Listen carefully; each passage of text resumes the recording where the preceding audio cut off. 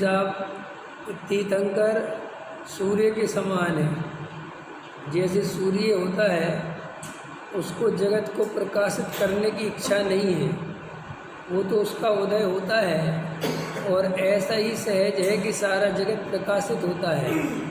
ऐसे ही तीर्थंकर भगवान को जगत के जीवों के कल्याण करने की, मोक्ष मार्ग दिखाने की कोई चाह नहीं है, कोई भाव नहीं है। ऐसा ही समझ लो वस्तु का स्वरूप है कि स्वयं में भी उनके निमित्त से जो वे अगाधि कर्म आदि का उदय है, तो वो शरीर आदि होने से वो दिव्य ध्वनि रूप परिणमित होते हैं और वही मोक्ष मार्ग का प्रकाशन होता है। माने तीर्थंकर भगवान अपनी तरफ से कोई मोक्ष मार्ग का प्रकाश नहीं करते। ख्याल में है कि नहीं आया? ये बात इतनी इम्पोर्टेंट है, इतनी इम्पोर्टेंट है, समझने जैसी है। कल भी मैंने कही थी और मैं पीछे भी कई दफ़े कह चुका हूँ। तीर्थंकर माने होता है जो संसारी जीवों को राजमार्ग, राजमार्ग माने जैसा वस्तु का स्वरूप है वो वैसी जीवन शैली दिखाते हैं। वे चौथे गुण स्थान में रहते हैं तो चौथे गुण स्थान में जीव की क्या स्थिति है वो दिखाते हैं। वे जब मुनिराज बनते तो मुनिराज कैसे होने चाहिए वो दिखाते हैं। ख्याल में है कि नहीं आया? और जब उनको केवल ज्ञान हो जाता है, समूषण लग जाता है, तो फिर तो बताने के लिए कुछ बचते ही नहीं है। ख्याल में है कि नहीं आया? वास्तव में स्वयं की आराधना करे बिना, स्वयं आत्मानुभव करे बिना ये जीव व्यर्थ में ही तत्व प्रचार की चिंता करता है, प्रभावना की चिंता करता है, धर्म की, मंदिर की, प्रचार प्रसार की चिंता करता है और ऐसा मानता है कि साहब ये तो धार्मिक कार्य है साहब, जब हम घर की चिंता कर सकते तो मंदिर की क्यों नहीं? बात ये है ही नहीं। मंदिर और घर की चिंता की बात नहीं है भाई। ना घर की चिंता से कुछ होने वाला है, न मंदिर की चिंता से कुछ होने वाला है। चिंतन करो अपनी आत्मा का, उससे धर्म होता है। ये तो संसारी जीवों ने, सामान्य जीवों ने आपस में ही एक कोऑर्डिनेशन बैठा रखा है, अपने अपने राग की पूर्ति करते रहते हैं, धर्म के नाम पर सब इकट्ठे होते रहते हैं। और वास्तव में धर्म कभी भीड़ में, समूह में, मंदिर में, लोगों के बीच में बैठ के नहीं होता। धर्म तो एकांत में अपने शुद्धात्मा का विचार करने पर, वेद ज्ञान करने पर, प्रायोपलब्धि में प्रवेश करने पर करणलब्धि प्रकट होती है, तब जीव को आत्मानुभूति होती है।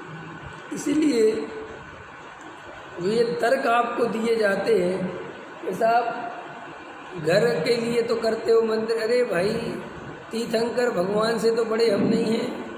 तीर्थंकर परमात्मा हमें ये बताते हैं कि अगर मुनि भी बनो तो मौन हो जाओ। क्या कह रहे? मौन हो जाओ, पहले अपना केवल ज्ञान लो। ख्याल में जगत के बारे में 1% नहीं सोचते, हो सोचते हैं जगत के बारे में, सोचते हैं कि नहीं सोचते? तो उनको तीर्थंकर भगवान को ऐसा राग क्यों नहीं आता कि हम जगत की चिंता करें? जगत इतना बेचारा अज्ञानता में, मिथ्यात्व में, कसायों में, असंयम में, अज्ञान में जल रहा है, दुख भोग रहे हैं जीव। तो मुझे तो मोक्ष मार्ग पता है, मैं इन सब जीवों को मोक्ष मार्ग बता दूं। ख्याल में है कि नहीं है?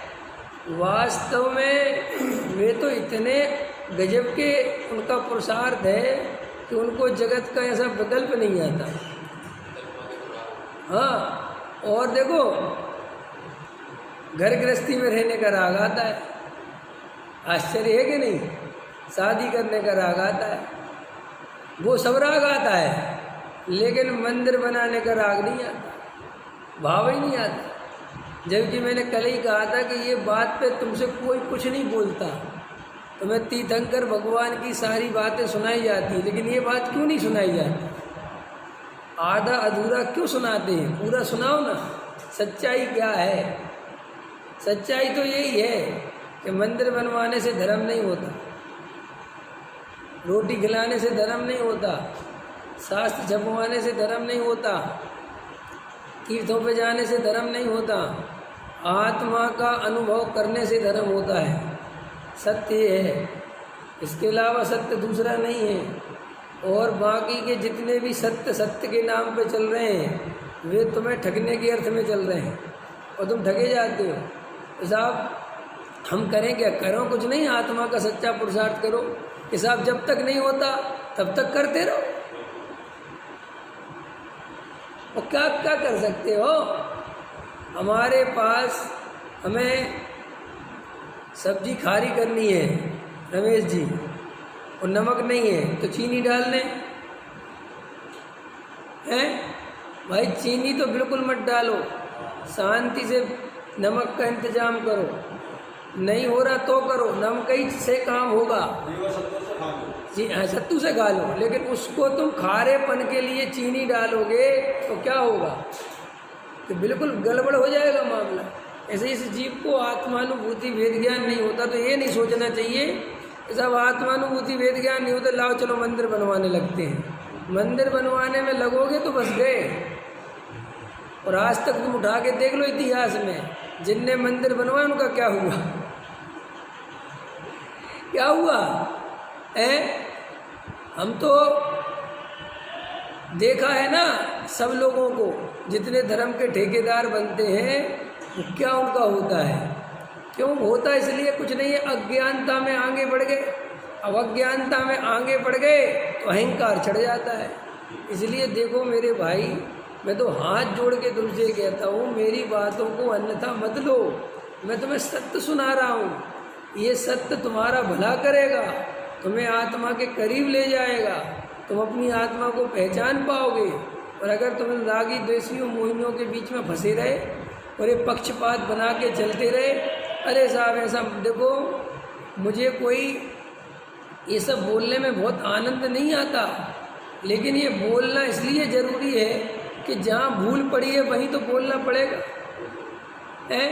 अब तुम्हें बीमारी कैंसर की हो और मैं बातें जो है सर्दी जुकाम बुखार की करता रहूँ, इससे तुम्हारा भला हो जाएगा?